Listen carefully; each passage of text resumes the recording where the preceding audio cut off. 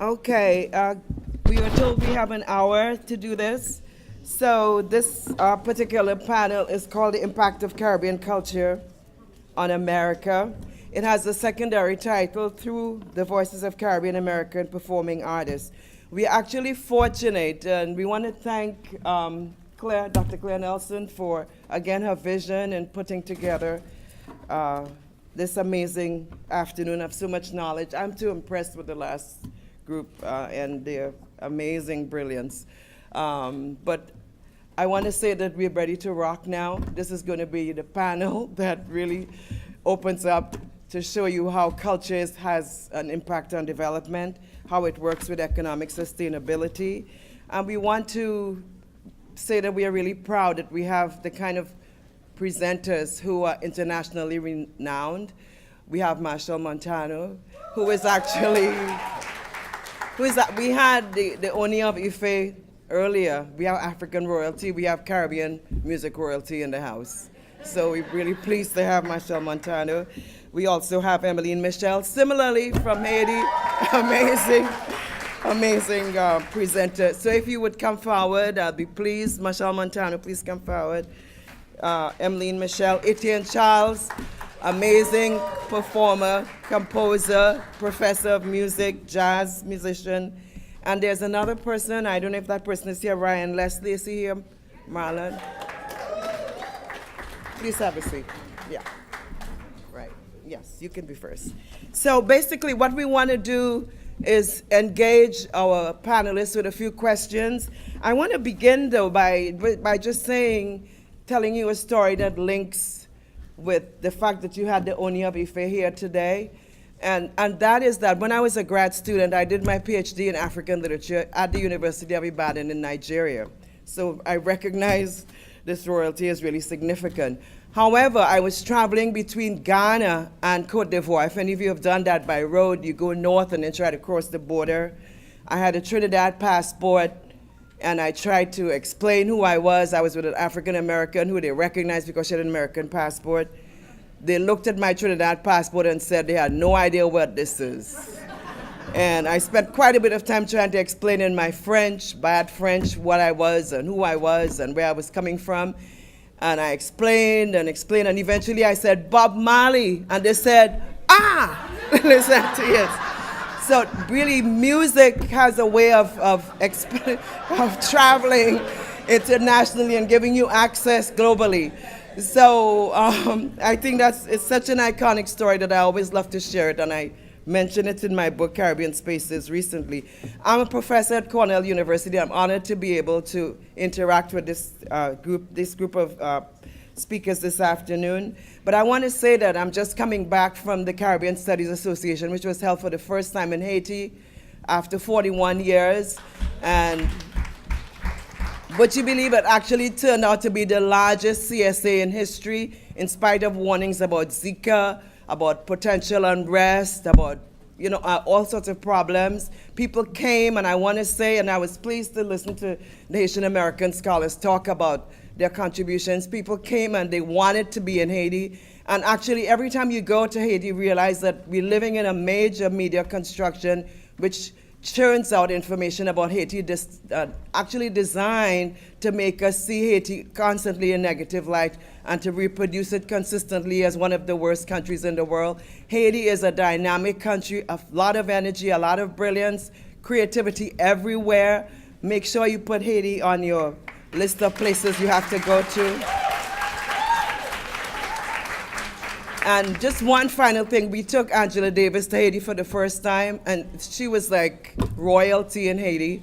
And one of the things she said, just as people go to see the slave castles all around the world, you need to go and see the Citadel, because that's where Haiti showed that it vanquished the largest army at the time in the world. So make sure the Citadel is on your list. You will see the cannons that the Haitians took from the Spanish and from the French, and showed basically that they were able to claim themselves as human beings in the world. So how does culture impact us? Caribbean global movements are really significant. Caribbean people are global people. And we want to say that music is one of the ways, as we indicate, that we globalize ourselves. So I want to ask our panelists if we could begin with that question.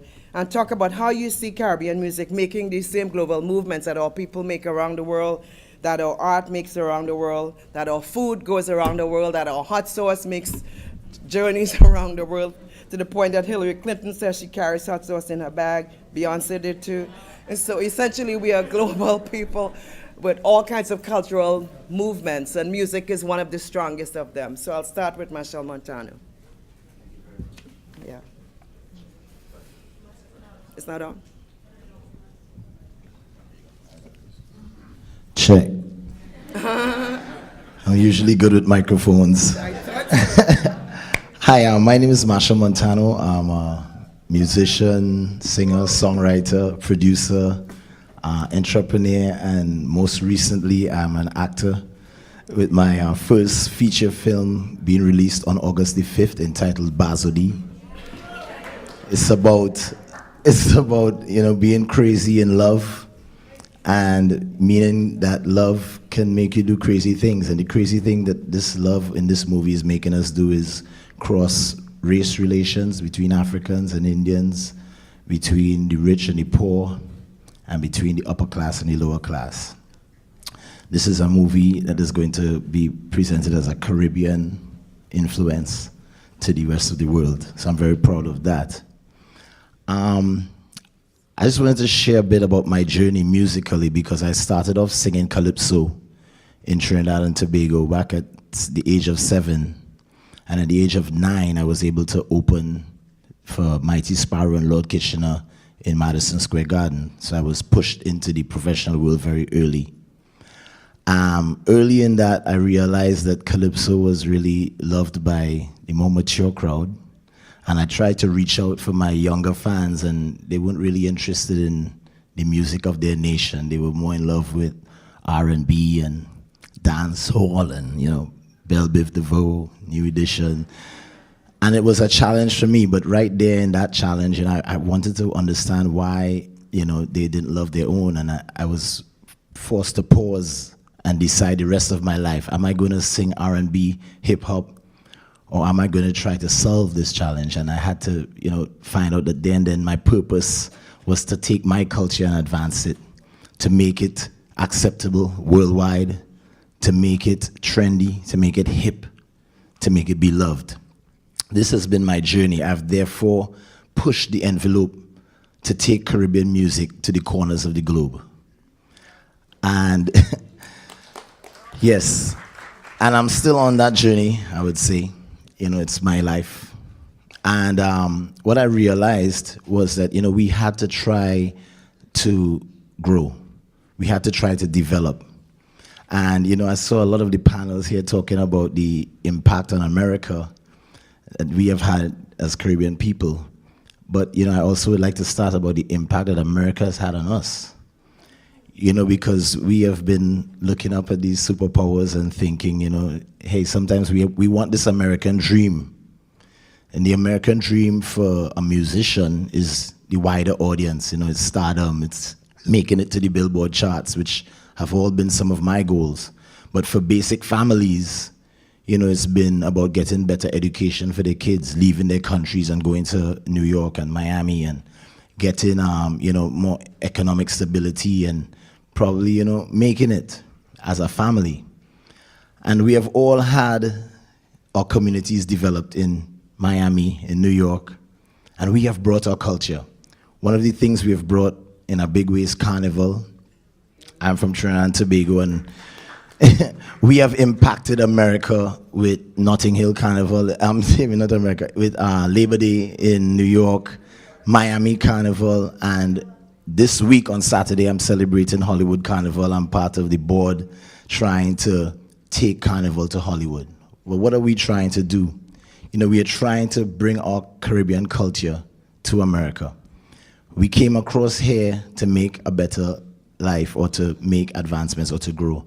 I have been living in California for the past 10 years, trying to meet producers like Ryan Leslie and work with them to help develop the Caribbean music. We have had people like Nicki Minaj emerge to be worldwide stars who have Caribbean heritage and grew up as Americans when their parents moved here for a better life. We now have people like Rihanna topping the Billboard charts coming out of Barbados, and it's impacting American culture. My point is, we have impacted American culture by them taking on our slangs, loving our foods, loving our styles. But the gentleman here asked about, how does it go back to the islands and help them develop? How have we helped develop the music industry of Trinidad and Tobago or Jamaica or Haiti? And how do we get these people to, become not only dreamers of being an American star, but people who can help develop the music industry and diversify the economies in the Caribbean islands?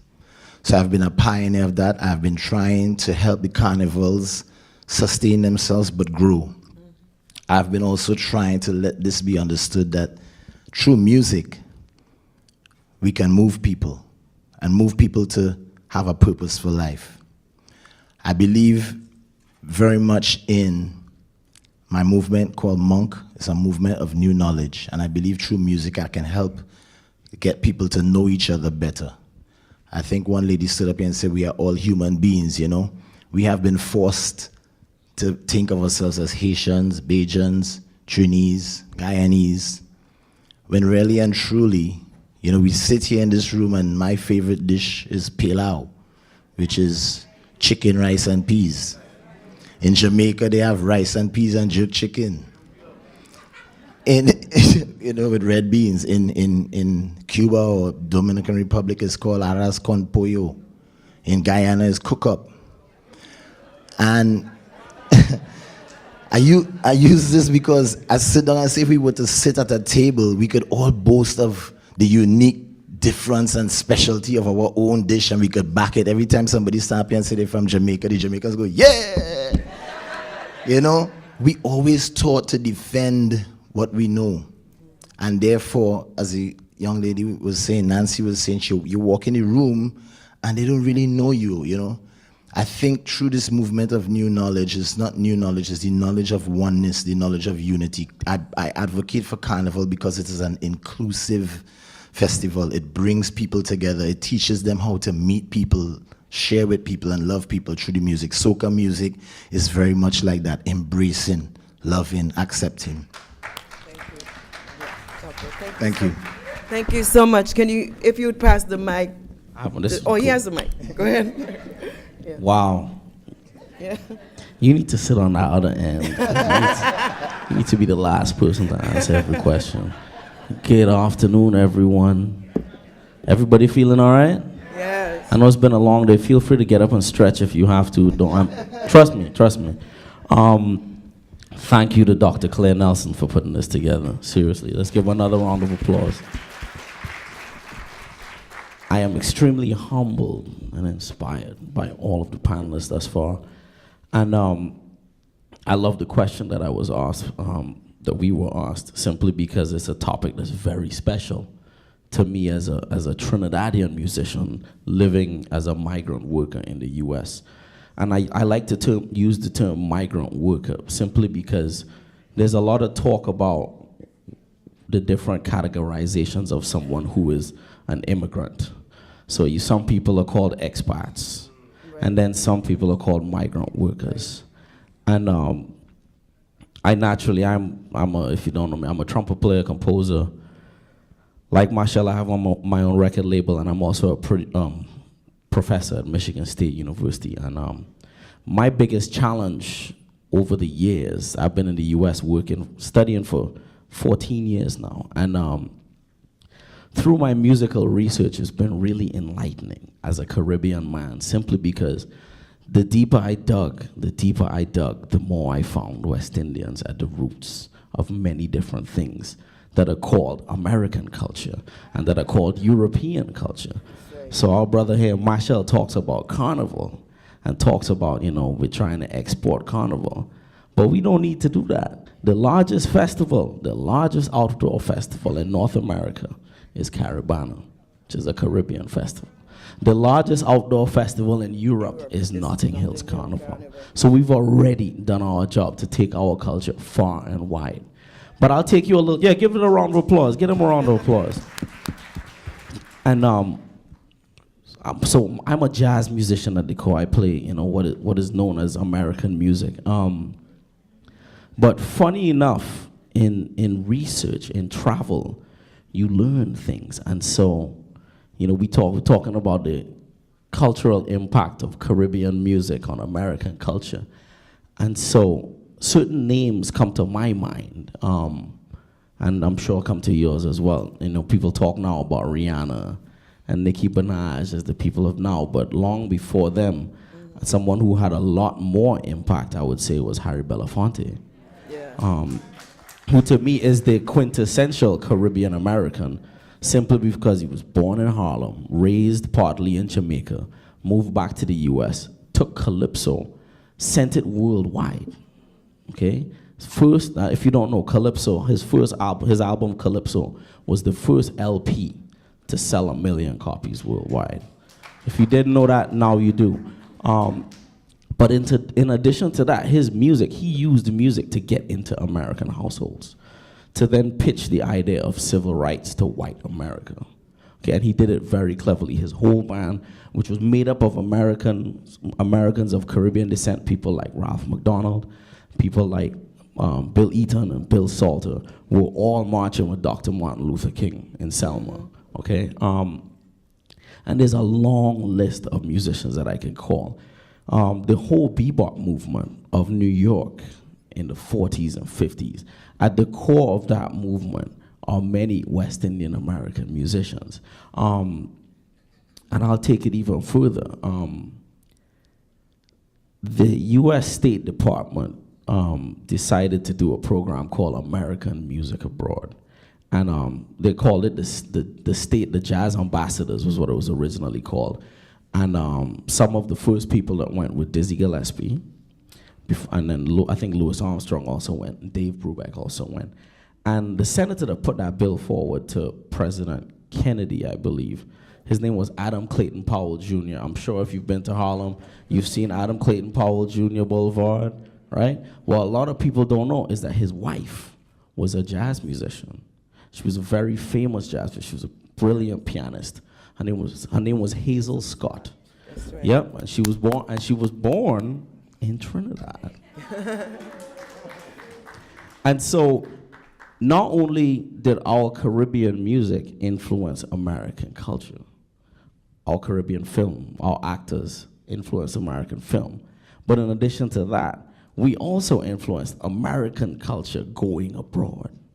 So it's bigger than we actually think. So it's not just about what we do now, but the key is that we need to know these things. How many people didn't know that Harry Belafonte's record was the first album to sell 1 million copies? It's okay.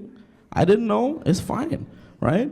Okay, I'll tell y'all one more thing. Now, it was funny because I saw the Uni of Ife sitting here, and like Dr. Davies, I was lucky enough to get to meet his father before he passed away. And how many people have heard of Fela Kuti? Yeah, so yeah, but yeah, if you don't know him, that's cool too. Now, Fela Kuti is an icon in worldwide music, as we all know. And the most inspiring thing to me about Fela Kuti's music is that when I listen to his music, I hear Calypso. And many people hear Calypso when they hear his music. And from hearing that, I decided, okay, let me do a little research. Comes to find out that Fela Kuti, when he left Nigeria, he went to England to study at Trinity School of Music, Trinity College of Music, and he went to study classical music. He didn't really know that much about African music. And what was the music playing in London in the 50s and 60s? It was Calypso. Okay? So that was the music that he heard. The black musical movement of London and the black musical movement of France were driven by Caribbean people. In France, you had Guadeloupe, Martinique, Haiti, and French Guyana, people like Henri Salvador. And then in London, you had Trinidadians, Jamaicans, Ghanaians. So you go down the list. So our music has really affected the whole world. And we're grateful to be able to continue that legacy here. Yeah. Right. So thank you. Can you At the end, Robert Mitchum, the actor, he had a Calypso album. But don't let me get started on that. Yeah, we'll get there. We'll get there. Yeah, we can add Maya Angelou to that list. Yeah, Maya Angelou. Good. Calypso. Okay, let's try to get all our speakers though. So if we can go next to Ryan. And if you would take the same question, but from your own point of view, of course. Yeah. So my name is Ryan Leslie. My grandparents and my parents are both lifetime volunteers, if you will, in the service of others in the Salvation Army. My grandfather is from Holland. My grandmother is from China on my mother's side. And they met on missionary service in Guyana, where my mother was conceived. And yeah, I love Guyana. It's an amazing story. And my father was a jazz musician, actually, born in Barbados, but was raised in Trinidad. And he came to the United States to find his American dream. He thought his American dream was that he was going to be a jazz musician in the clubs in Washington, D.C., right here.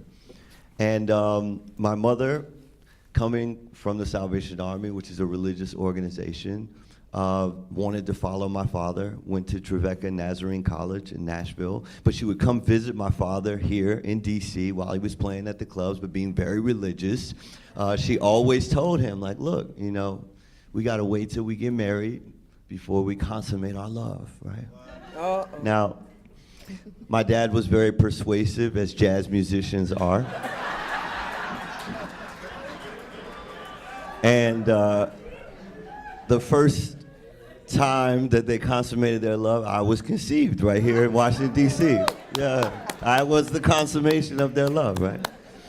But growing up in the Salvation Army and being a product of, you know, 2 generations of missionaries, the idea of the Salvation Army was sacrifice in the service of others. And so over 25 years of service, they made an aggregate of about $600,000. Over 25 years, $600,000. And so my father and my mother, both being Caribbean parents, they said education is going to be the pathway to our retirement. Most people think I would say the pathway to the American dream. They say the pathway to our retirement is our 2 children getting into the best schools possible and taking care of us when we get old, right? So very, very early on, now the Salvation Army is actually organized like the military. So I'll condense my story, but I only went to high school for 3 years because my dad was pushing me through high school. I went to high school for 3 years. In those 3 years, 4 different high schools. I was a junior by 14, and when I was going to my senior year in Sacramento, California, the guidance counselor said, well, we don't have any classes for your son. You told your son to take all the advanced classes. He has to go to community college to finish his high school credits. And my dad said, college? That's amazing. That's what I've been preparing him for his whole life.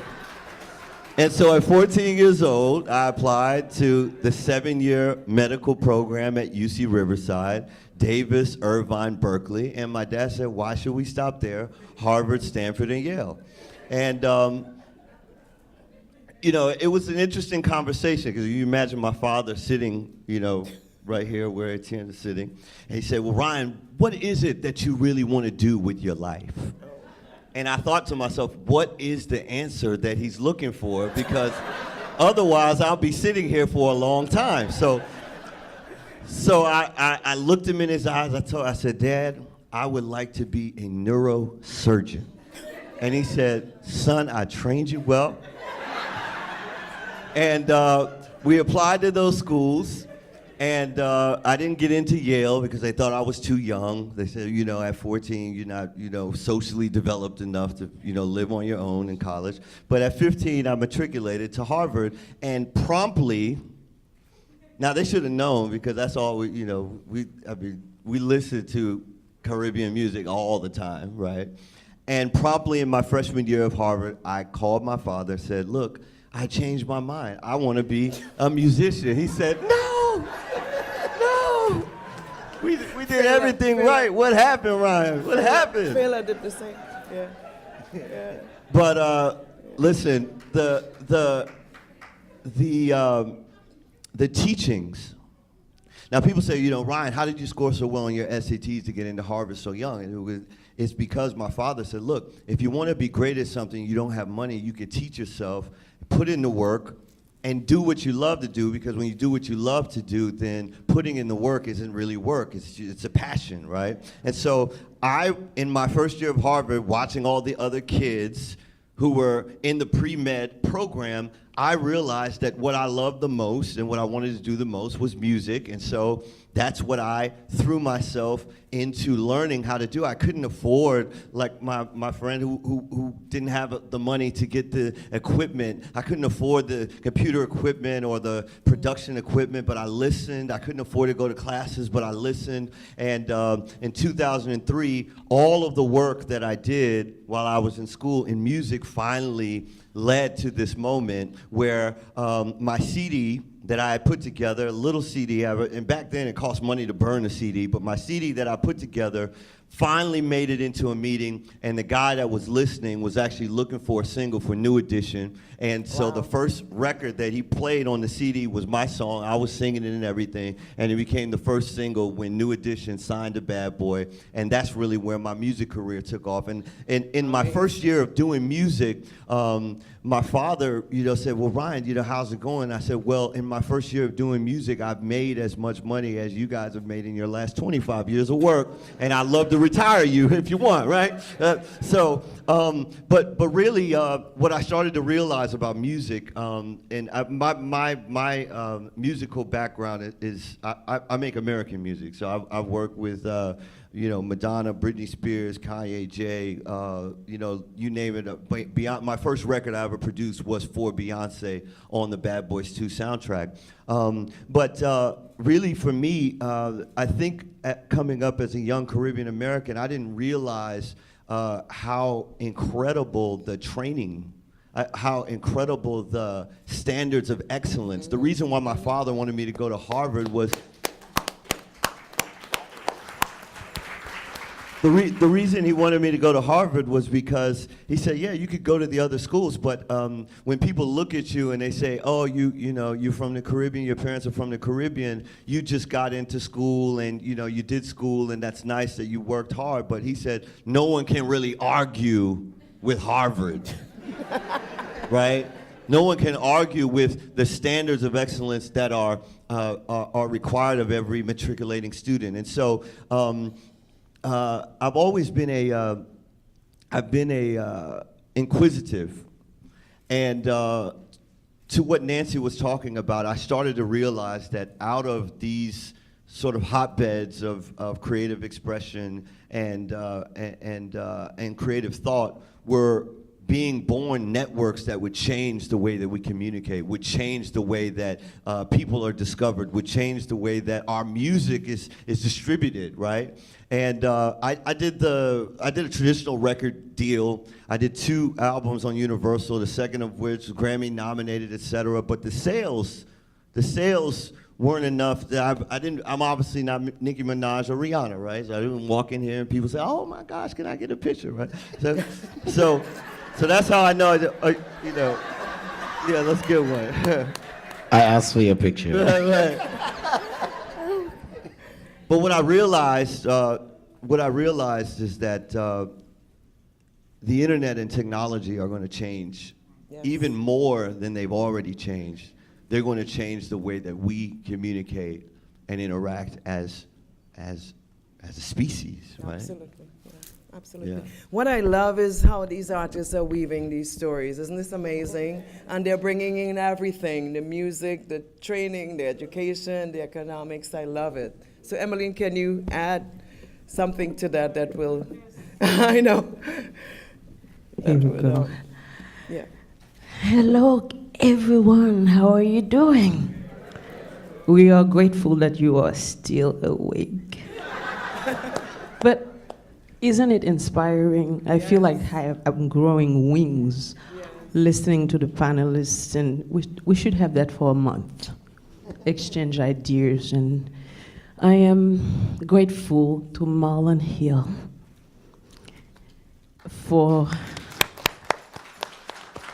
My story, I'm going to make it very short. I was in Panama, and they were interviewing me for, at the end of a big show called Africa in America.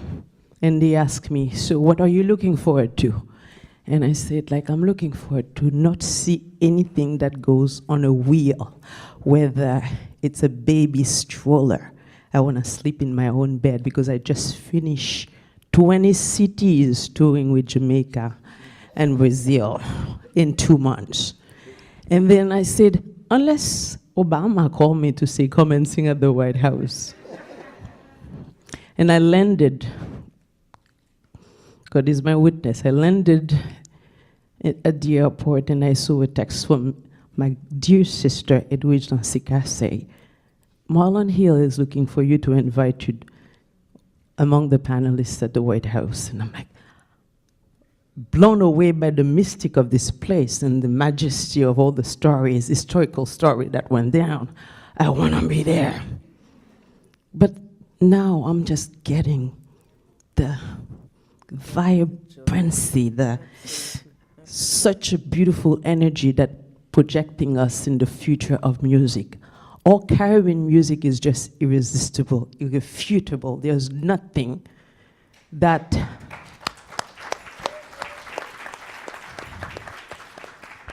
I grew up, I opened the TV and saw Celia Cruz, larger than life, 20,000 people, Madison Square Garden.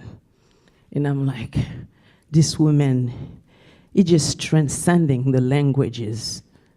And for me, this is the power of music, allowing us to be under one umbrella and do a work that is beyond ourselves. Beyond, not only we are teachers, but we have a mic to connect and to get closer to each other. And what I'm getting this afternoon is like music matters, or music is powerful, and I'm just grateful to be among all of you tonight. Wonderful, wonderful, wonderful. So one of the questions that Marlon really wanted to get at as well is how are we going to use this for future economic transcendence? What kinds of economic issues are still relevantly put forward from the artists? And I'm sure the audience will have questions that relate as well. But what would anybody can begin with that question. So, to continue on my story, I did two major label records. And the reason why, after my second major label record, I walked into a marketing meeting. I said, well, why is it that we aren't selling as many records anymore? Why did the royalty statements look so small? Why are we allowing ourselves to be streamed for free? Why are we allowing these kinds of business constructs determine the future of how we're going to be able to make a living as creators? And they didn't have good answers for me, so I wrote a check and bought myself out of my record contract. And I started a program which basically is about connectivity, right? It's the idea that a lot of cultural influencers, or influencers in general, actually probably anyone who has a voice, we build and we give our audiences to social platforms that we don't control. So we give our voices to Instagram, or we give our voices to Facebook, or we say what we want to say on Twitter. And as people adopt these platforms, we grow in following, and then our engagement gets smaller and smaller. So Oprah Winfrey has 34 million followers on Twitter, and she has a 0.01% engagement, right? Maybe less than that. Maybe 2,000 people liked her last tweet. So what happened to the other 34 million people that are following her, right? And so what I was finding is that folks that have cultural influence build large followings that they don't actually control, and when the message is important for them to actually be able to reach their audiences, they're unable to reach them because the algorithm on Facebook has changed, right? Or the algorithm on Instagram has changed. And so I decided to go on a crusade. Once again, I hadn't any real formal coding training, but I went to a Code Academy, taught myself how to code so that I could actually collect phone numbers on anyone that's interested in having a relationship with me. Now, people say, well, that's not that's not even that interesting, right? Because everybody has a phone number. You can always just ask people for their number, right? But there's actually scientifically a threshold of the number of people you can manage in your own mind, right? And they say in science this is only about 150 people, right? So if you have more than 150 phone numbers in your phone, you're probably not engaging and activating your network as deeply as you possibly can, right? There may be dormant relationships, there may be a wealth of relationships in your phone, people that you've met, people you've exchanged business cards with that you're just not leveraging to do the work, to have the impact, to make the difference that you want to make in life. And so I started building a platform called Superphone, which is actually how I even got into this room, because Dr. Claire sent me a text and said, hey, Ryan, look, I'm putting this panel together and I would love to have you come and speak at the White House. And so I said, well, I have something else to do that day, but I'll rearrange it so I can be here today, right? But what's interesting about it is just the fact that you know, we do have mobile devices. We do have almost like a phone number is almost like a digital ID, right? That allows us to communicate with the people we love the most. And so the idea about economic empowerment really came to bear when I told all of my fans, if you want to support me, just send me a text. Send me the receipt for your iTunes, and I just want to thank you personally. And literally in one album cycle following my major label album cycle, which, by the way, on my major label album releases, we never even recouped on the 180,000 records I sold. In one album cycle, because I actually have a phone number on every single fan, from 15,000 fans over the course of a year with no label, no manager, we did $2 million in gross revenue, right? Just over SMS, over text, right? And so the power of a relationship, the power of a conversation, a contact is only as powerful as the conversation you're having with the contact, right? And so the idea that technology can actually enhance the human capability of maintaining just 150 relationships to now, I think right now I'm managing 53,000 conversations on text, right, on a platform that I own. I believe that that is the start of how we can start to change the economic model for music and how the economic model for influencers can actually correlate better with the audiences that influencers have. Why is it that the most followed celebrities or the most followed influencers in the world are not the most economically empowered? Right. Now, in some cases, that may not be a good idea, right? You know, working with Verizon, we saw somebody just throw somebody off the stage, right? And he lost his contract with Verizon, right? So maybe this is not the kind of empowerment that is meant for everyone, but for folks like the folks that I hear sitting here on this panel, to be able to have that kind of influence, I believe, is how we can actually empower and begin to retool the actual economic makeup for an industry that is so influential. Absolutely. I would love Marshall to take this question too for two reasons. One, recently I know Calypsonian Stalin was very ill and they had to do fundraisers to help him with his health care. And I'm wondering, has it changed much, you would say, from your generation? I know you get tagged as being the money man. Well, actually, so I want you to address I really that. wanted to address this because there were statements about funding and the young lady who was talking about funding. And every time we talk about funding, the room gets really excited because people need money. And I think, you know, I have learned over the years that it's not about your resources, but it's about your resourcefulness. Because I was born very poor. And I had a passion to become better. I wanted my music to reach the corners of the globe. And I thought, how am I going to do this? You know, I looked at the new editions. I looked at the Sparrows. You know, we had the future. We had the past. And I tried to figure out what would the youth need to succeed. And I found the answers in terms of my passion. I put purpose and passion behind my music, my love. And I found that commercial and financial success came as a consequence. I'm saying this because we talk about, you know, empowering the Caribbean to be financially strong and to be economically successful. But I really want to say that what is our influence on the world right now? I want to go back just shortly to the rice and peas and the jerk chicken. You know, it's all these different unique ways to cook the same three ingredients: rice, peas, and chicken. And we have spent many of our lives, you know, focusing on who we are and trying to put who we are out there as separate people. But we have spent least amount of time, you know, relishing or spending time enjoying our similarities to really teach us that we are one, despite language, despite race, despite class.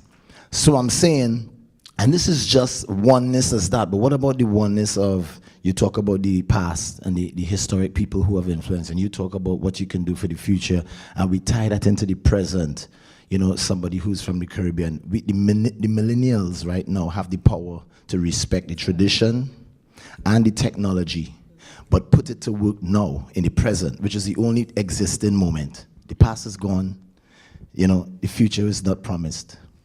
My view for Caribbean people is that we have been brought to these small little islands, 4.5 million slaves from Africa, indentured laborers from India. The only major majority of slaves went to Brazil. So they probably got the genes in soccer, we got the genes in soca, you know? and I'm saying this because I represent for soca and I represent for Caribbean music. I represent for what it means really. Forget the economic. It means that we have been a microcosm that has been able to incubate different races, peoples, traditions, cultures in a tight space. Muscles with more density perform stronger when they're in these tighter spaces. So our influence to America right now, when you have somebody wanting to kick out immigrants and not understand race relations, we have worked our infrastructure and a system that worked and show us united. We have things like Carnival today, which include people and is inclusive of all people. We are here to influence them how to get along. And how we get along is by knowing each other. My reason for trying to make Carnival succeed and make soca music succeed and make the film and the dancehall come together is because we can preach unity. And in unity, there's strength in numbers. There's financial success when I hire a manager from India. You know, I hire people in my band from Venezuela and Jamaica, and we work together, and we become a unit that has succeeded at making something popular. We need his technology. I met with Ryan last year to use his technology to further influence my community, as Nancy was saying. Teach them how to get successful like me. I didn't get successful running down money. I run down being the best. I run down greatness. So I'm just saying that this is what we are going to be called upon to influence. The Caribbean is going to have to influence America how to live together, how to communicate and how to share each other's culture, how to recognize each other, how to celebrate. You know, Bob Marley had to struggle against war, and John Lennon. We here to teach how to love. And that is going to bring love, is going to bring prosperity. Love is going to bring success. It's not an American dream. It is everybody's dream to be whole, to be fulfilled, to be satisfied, to be happy. And I run a contentment company, you know. I sell content, and I'll sell my content to Ryan. I love it. I love it. Can I get Emmeline to jump in on that? And I would love to see the question of how a black woman engages that similar question. Oh, well. Or if not. I would like to tap into the platform that represents us.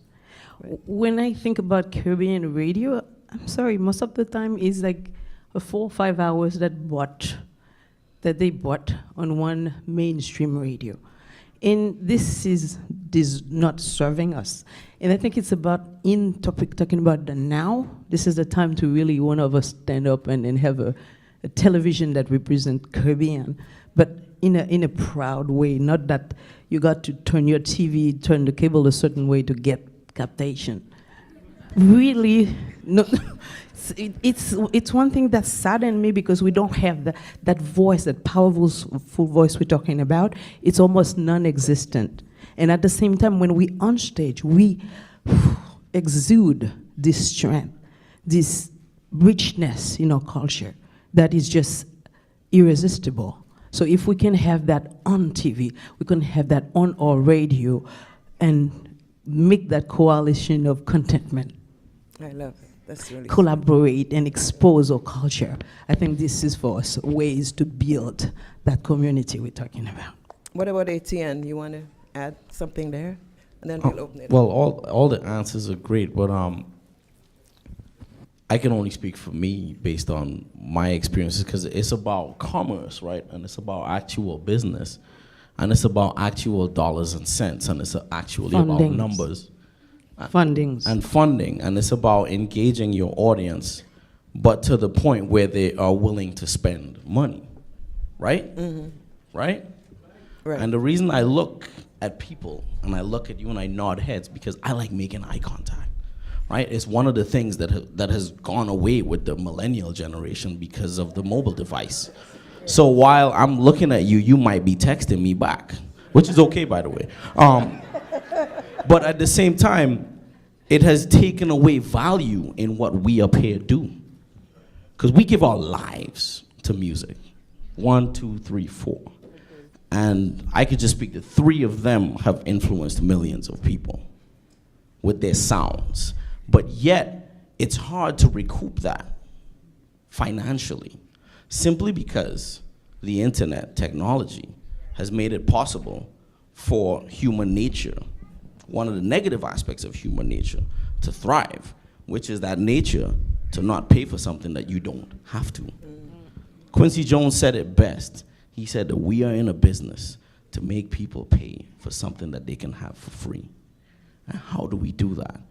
He has the answer, he has the answer, she has the answer. It's in building love. If you build love and appreciation, the same way we love and appreciate our audiences, and the same way our audiences love and appreciate Caribbean music, American music, rock and roll, is the way that we're able to, even if you mightn't buy my record, but you might see me hungry and buy me lunch. It's the same thing, right? So what I encourage you to do, how many of us in the last 6 months have gone to see at least 10 Caribbean live music concerts? It's okay. At least 10 live Caribbean music concerts. Okay? At least? 5. Okay. Okay, and how many of y'all have taken your children, if you have children, to see at least 10 live, children or grandchildren, to see live Caribbean music concerts? Okay, now this is a real thing, and it's okay, because the first part of fixing a problem is acknowledging that there is an actual problem. And the actual problem at hand right now is that we don't support us. Wow. And I mean, I'm a musician. I'm born to tell the truth. And the reason I can say that is because we work with presenters. And when we tell the presenters we're a Caribbean artist, the first thing they go to are their statistics, because the truth is in numbers. And they look at the layout of their neighborhood, and they look at the Caribbean market, and they say, oh, well, they don't buy tickets till the day of the show. So they may or may not come, because rain might fall. Or because they might listen. And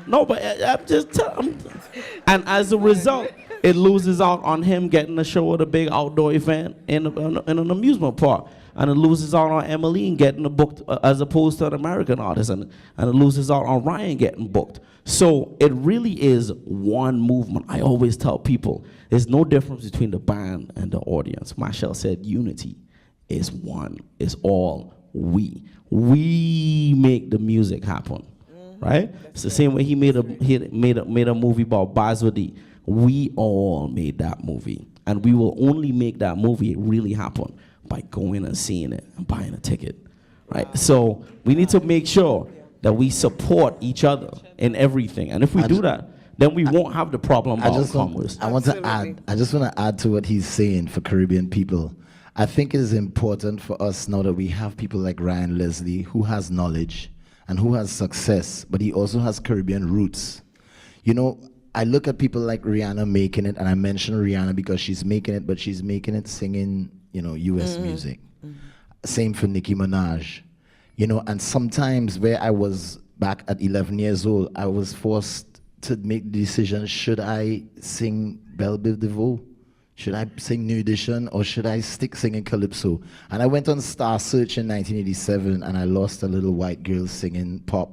And I had the choice to work with Ralph McDonald to sing just the two of us or Too Young to Soca. And I chose to sing Too Young to Soca, and I came last.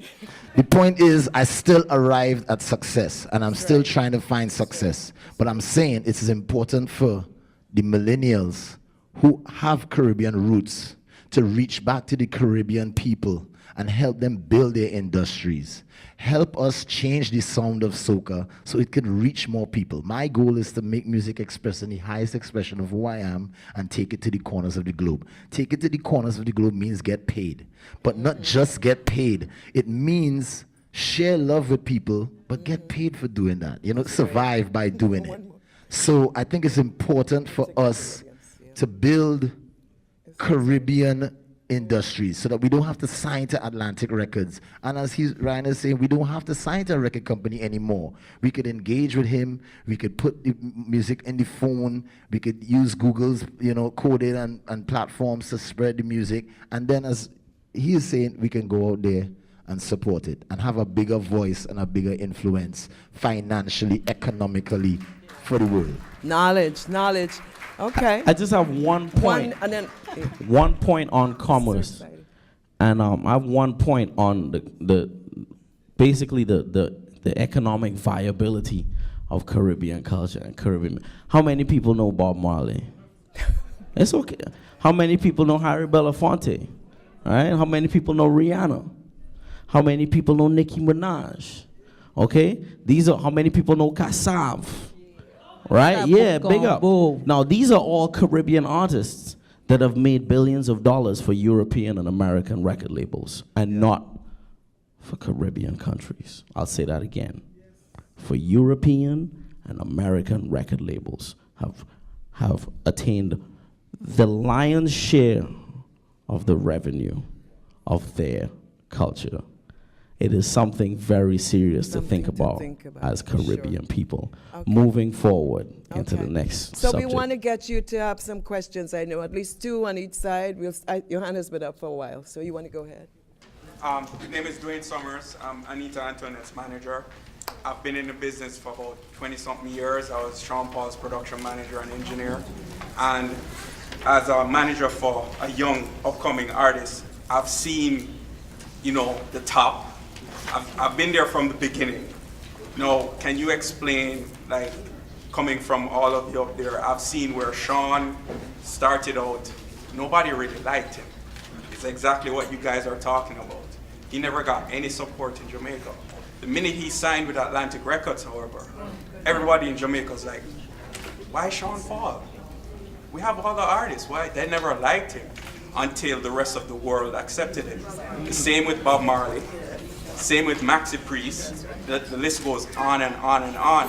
And the reason I bring it up is because as a contestant of The Voice, I noticed she didn't get any support from Jamaica either.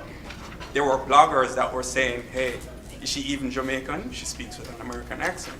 When she's actually Jamaican. She was born, she grew up here, she just moved here, she's a Caribbean American. But with, artists, the music industry does not get support from the Caribbean. It always has to go overseas first, and then the Caribbean comes back.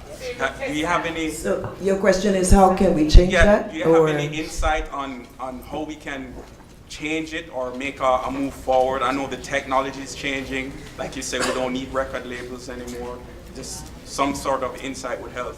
Okay, we'll take one more on the other side first. Yes, go ahead, sir. A similar question I was just going to ask, with the winds being changed to where you don't need record labels anymore, the technology that exists now, it is said if you can get ahead of the trend before it really hits, you're the ones that's going to make the lion's share of money. What kind of information do we need to capitalize on and to utilize these new platforms that are there, there's the cloud. If the technology can be utilized for artists, I'm a gospel musician as well as a pastor, and you know we have quite a need for exposure.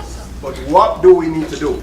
Take advantage of the technology that exists, which is going to be the new wave of the future, which is the wave of the future. Okay, can you engage? Yeah, go ahead. Yeah, so I believe I could likely speak to both of these questions. Like my compadre was just talking about, at the end of the day, it comes down to real numbers, you know? So it comes down to real numbers. And so what most people are finding is that social numbers are not real numbers, right? You can buy a bunch of Instagram followers. You can buy a bunch of Facebook followers. You could buy likes, you could buy it. And so I can speak to my platform. My platform, I can't actually turn off the number of people who are calling me about this system because the numbers are real. And they're not huge numbers. They're not millions of people. It's 53,000 people who've texted me, 45,000 people who've entered their information in my phone, and 15,000 people who are actually responsible for $2 million in revenue. Now, this is not billions of dollars, but it's the start of a clear pathway to sustainability without having millions and millions and millions of people in reach and audience, right? And so the idea is just that the numbers have to be real. So if I wanted to now, I walk to Atlantic Records and I say, look, I know every single fan, and if Facebook, Instagram, and every other platform shut down tomorrow, I can press a button and text all of them a cover to my new album, right? And with the direct communication, what's happening is, if I ask my friend right now, I say, hey, can I borrow $10? There's about a 50% conversion rate, which is happening because the message is direct. It's not one-to-many. It's not me tweeting, hey, I have an album. It's me saying, hey, I have an album. Do you want to buy it?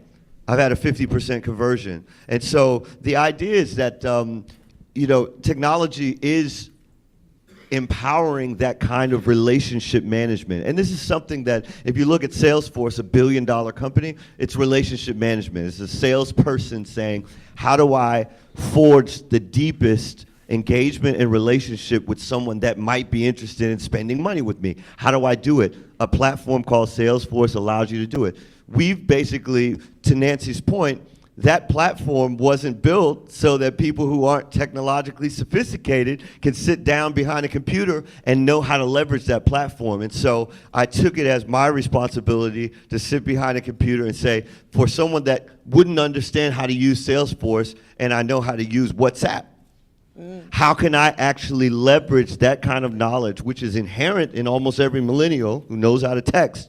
How can I leverage that to actually put the real numbers on the board that will actually attract the kind of investment and support, whether it's from large labels or whether it's from individual fans? So a simple case in point, we put an artist on this platform.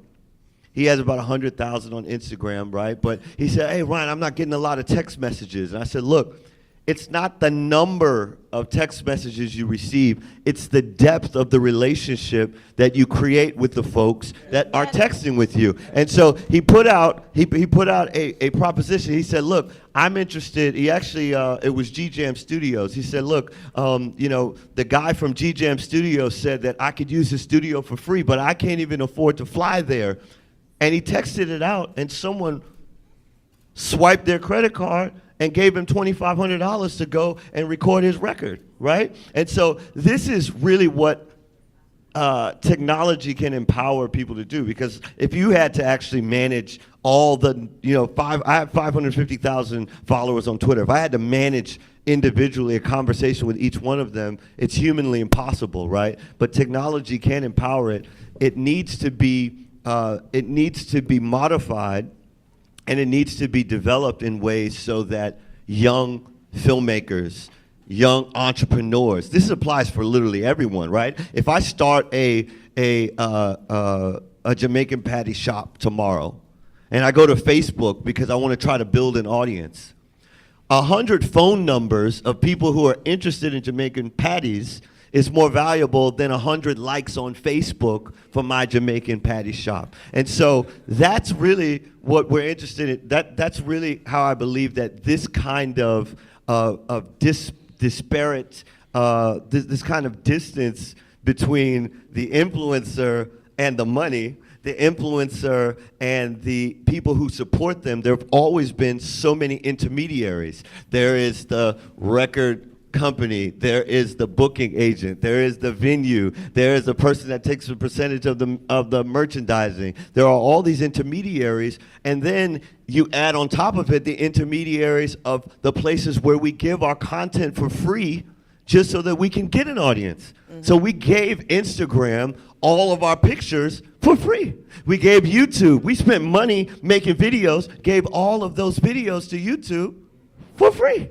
We gave all of our insights, all of our ideas, the things that we're talking about, the insights into our recording process, we gave those to Twitter for free. We built all of those platforms into billion-dollar enterprises, right? Right. And we don't actually know tomorrow or today if someone asked me, who are the 180,000 people who subscribe, Ryan Leslie, to your YouTube channel, and I want to actually get a real message to them about how amazing this has been.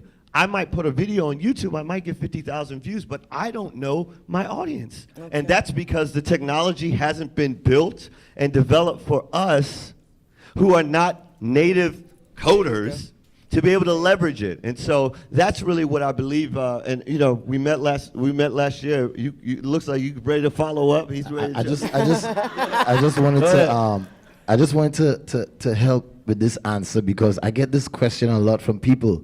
You know, young artists look at us and they ask us, you know, how did you make it? How could we make it? And that sense of making it, again, I bring it back to the American dream because are we here sitting to figure out how is the Caribbean going to make it? How are we going to make the American dream? How are we going to become successful? How are we going to become economically empowered? How are you going to become famous? You know, each person's story is going to be unique and different. You're going to make it how you decide to make it. So I'm grateful for Dr. Nelson and everybody here hosting this because now we can hear people and meet people who can assist if you know, be proactive about it and make it. Sean Paul made it because Shaggy made it. Shaggy was a little more crossover and then they accepted Sean. And then Elephant Man made it because Sean made it. And they started to accept the culture in a more raw fashion. My point is, come back to Ryan, ultimately, they will love you when you make it in a record company and you're famous. People will follow, followers will follow, big superstars. But are they really making it financially? Do you know if they're making it for the rest of their lives? You know, I've been fortunate that I've been signed 3 times to record companies and I tried to make it to the Billboard charts and I didn't. But every single time I went back home and I made a difference to the Caribbean people, to the artists following me. I made them successful. You're only as successful as the people you can make successful. Right. And the point about this is our success, our making it, will depend on how much we can fulfill ourselves as a people, as each nation. How can we help the world? How can we influence America, but not just America? America influences the world through TV, radio, movies. We have to help influence the world as Caribbean people, but we have to make it. And we will make it by striving to be great. This is the best way to end this discussion. I know there are more questions, but there's a reception upstairs. But I love this has been the most, I'm telling you, I teach at a university and Ivy League, but this is the most enlightening discussion I've had in I don't know how long. And I thank you all for being such brilliant presenters. So Stephanie, can you announce about the reception, please?